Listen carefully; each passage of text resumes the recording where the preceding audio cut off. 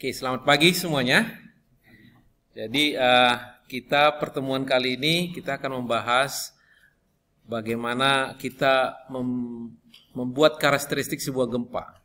Minggu lalu kita sudah belajar tentang pengantarnya, apa itu gempa, bagaimana proses terjadinya, dan efek-efek yang terjadi akibat gempa, baik itu secara langsung ataupun tidak langsung. Ya, baik kerusakan pada struktur, kerusakan pada jembatan. Kalau tidak langsung itu seperti yang dominan itu efek tsunami dan soil liquefaction. Jadi kali ini kita akan belajar tentang bagaimana kita mengukur besaran sebuah gempa. Misalkan berapa besar sih skala sebuah gempa? Bagaimana itu para seismolog atau geologis atau engineer mengkarakteristikkan ukuran sebuah gempa. Juga bagaimana sebenarnya gempa itu dicatat. Ya. Jadi itu yang akan menjadi topik pembicaraan kita. Mungkin 2 atau 3 pertemuan ke depan kita akan mendiskusikan karakteristik gempa dari berbagai aspek seperti peak ground acceleration, frekuensi konten, gempa jauh atau gempa dekat, dan hal-hal lain yang sehubungan dengan karakteristik sebuah gempa. Ya, oke, kita mulai dari yang pertama, bagaimana kita mengetahui atau mengukur catatan sebuah gempa. Kita di diskusi sebelumnya sudah mempelajari bahwa kejadian gempa-gempa besar itu selalu ada hubungannya dengan lokasi patahan-patahan, kan? Jadi di mana patahan-patahan lempeng bumi itu bertemu, ya seperti di sini di garis-garis ini, disitulah lokasi gempa selalu terjadi. Seperti di Indonesia itu gempanya itu kebanyakan di sisi barat, Pulau Sumatera atau sisi selatan dari Jawa. Jadi gempa itu selalu ada di situ. Dan kita sudah berdiskusi tentang kalau kita bandingkan dengan bentuk patahan yang terjadi di lempeng bumi kita ini, karena dia setiap saat bergerak,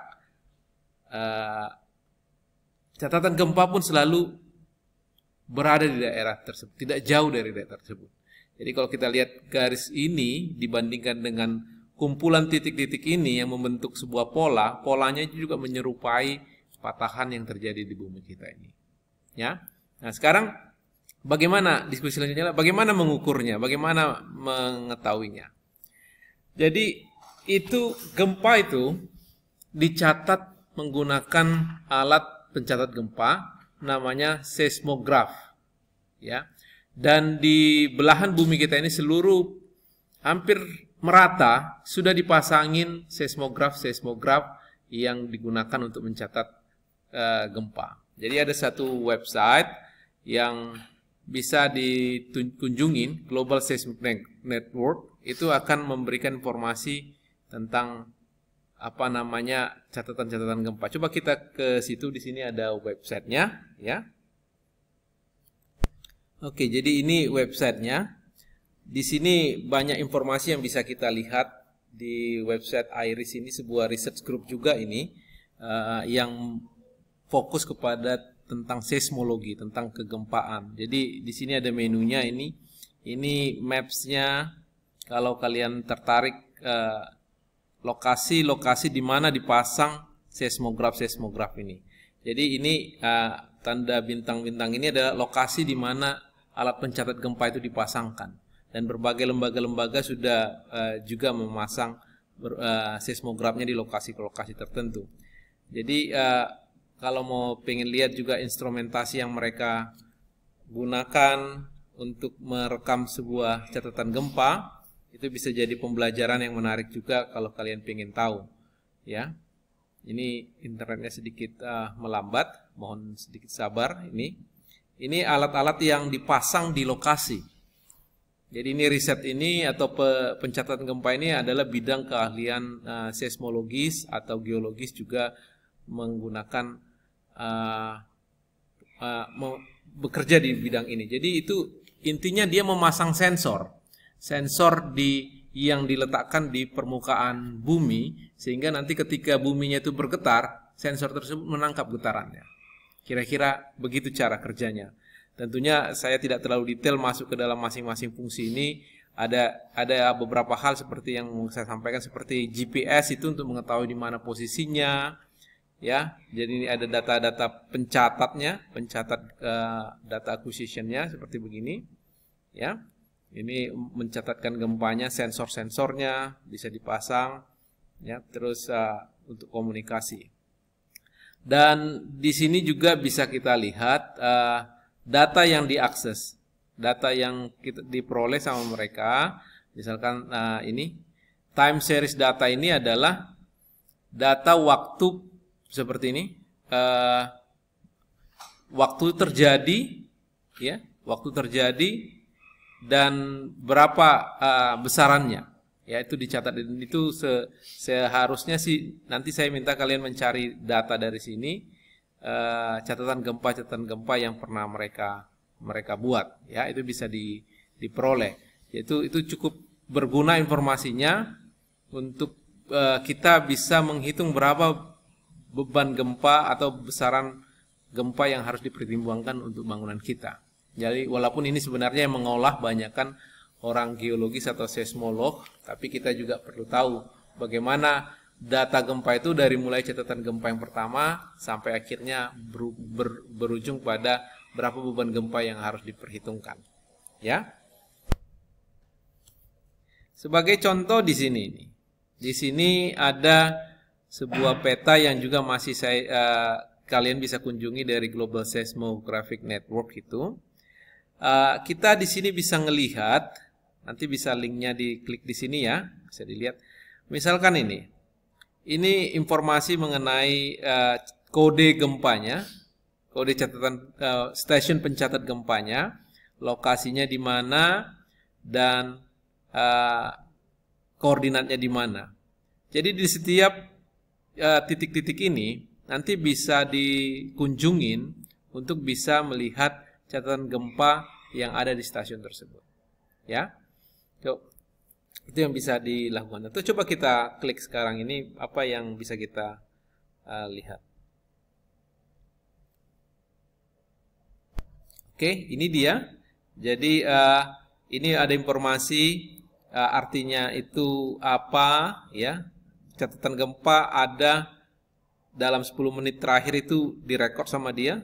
Ini 24 menit 10 menit sampai 24 jam yang lalu. Kalau kita zoom di sini, ini bisa kita lihat. Mungkin saya zoomnya terlalu cepat. Ini kayak seperti gini di Taipei, di Taiwan sana ada catatan gempa 10 menit terakhir ini. Pernah jadi gempa yang kecil pun dicatat sama dia. Ini stasiunnya diketahuan, dan ini stasiun yang ada di Taiwan sana.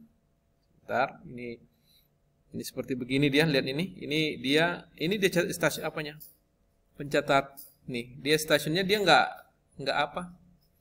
Nggak, ya gimana ya? Nggak permanen secara seperti kantor atau apa, dia hanya untuk melindungi instrumentasinya saja, ya. Ini dia diturunkan ke bawah, itu pun tidak terlalu dalam, ya. Sensornya diletakkan. Berbeda dengan yang tadi kita diskusikan di video yang kalian tonton, itu ada penelitian yang mencoba menaruh sensornya jauh di dalam permukaan bumi, ya. Ini data yang mereka punya itu ini seperti ini, ya. Data-data yang mereka punya setiap tahunnya. Setahu saya kita nanti bisa minta catatan gempanya mungkin di website yang sebelumnya bisa diperoleh ini data. Nah, coba saya lihat di sini ya.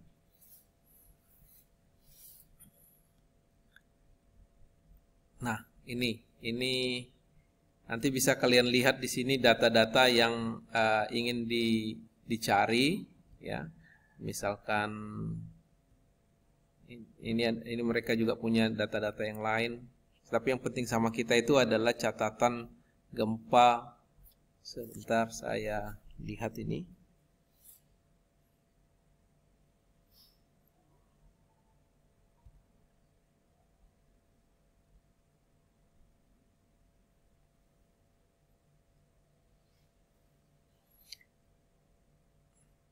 Jadi informasi catatan gempa itu sudah banyak sekali tersedia.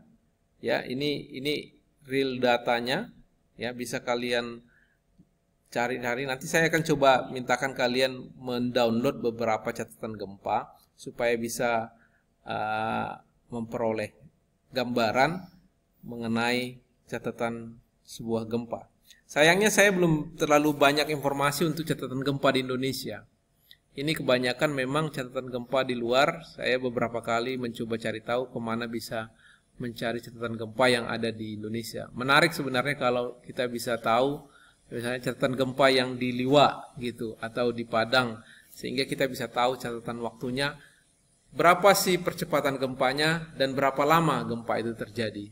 Itu yang saya belum bisa ketemu di mana sumbernya untuk bisa mendapatkan catatan gempa yang autentik atau yang original untuk gempa di Indonesia. Tapi tidak mengurangi maknanya. Kita bisa belajar dari catatan gempa di negara lain, polanya itu akan tidak jauh berbeda. Ya, ini contoh alat namanya seismograf. Ini sebenarnya sudah relatif lama. Dulu orang menghitung atau mencatat sebuah gempa itu menggunakan drum seperti ini. Drum ini selalu berputar sepanjang 24 jam. Nah, itu ibarat kalian bayangkan aja dia seperti pensil, ya, pensil yang menyentuh sebuah drum. Drumnya itu dilapisi dengan kertas. Ya, jadi ketika buminya itu bergerak, pensilnya itu bergerak. Jadi itu sifat pengukuran besaran gempa di tahun-tahun 60-an, 70-an seperti itulah kira-kira. 80-an atau sekarang di stasiun-stasiun pencatat gempa Indonesia yang masih belum terlalu up to date itu masih ada menggunakan seperti begini. Jadi konsepnya ini ada drum yang berputar selama 24 jam dan ada pena, ya, pena di ujungnya yang seperti pendulum. Kalau pendulum ini bergeser karena dasarnya bergeser, buminya bergeser, dia itu akan mencatat seperti menuliskan gitu. Paham ya kira-kira ya? Jadi di ujung pendulum itu ada pena yang bersentuhan dengan drum yang berputar tadi. Ketika ada goyangan gempa, dia akan bergeser. Nah, ini tentunya hanya bisa mencatat satu arah saja. Misalkan arah horizontal ke arah X, arah ke arah Y, ya. Arah horizontal kalau kita bayangkan 3 dimensi, itu ada 2 arah X dan arah Y itu arah mendatarnya, arah vertikalnya arah Z, ya. Sehingga kita juga perlu menggunakan arah vertikalnya untuk mencatat catatan gempa di arah vertikalnya. Namun sekarang ini tidak banyak lagi yang menggunakan seismograf atau seismometer. Sudah berganti dengan akselerograf namanya. Bedanya, yang pertama tadi dikatakan seismograf itu mengukur perpindahan satu poin dia pindah ke kiri ke kanan berapa mili, ya, atau ke atas berapa mili. Kalau akselerograf itu mengukur percepatan, dan dia bisa mengukur percepatan itu ketiga arah sekaligus, percepatan ke arah X dan percepatan ke arah Y dan percepatan ke arah Z. Ini yang sekarang ini banyak digunakan di zaman yang lebih modern sekarang untuk mengukur besaran gempanya. Ya, bisa mengukur sekaligus percepatan di arah X dan arah Y dan arah Z. Ini sebuah contoh catatan gempa yang dicatat tahun 62. Ini masih menggunakan seismograf, ya, konsepnya sama aja. Jadi ini satu hari drum itu berputar 24 jam. Jadi dia akan ada drum-drum ini menyatakan lintasan jamnya. Ya, lintasan jamnya ini. Dia terus berputar. Nah, di jam-jam tertentu dia akan flat karena tidak ada gempa di catatan gitu. Dan dia akan mulai, ini yang bisa menginterpretasikan ini mulai catatan gempanya nih. Jadi ini mulai flatnya, mulai ada getar.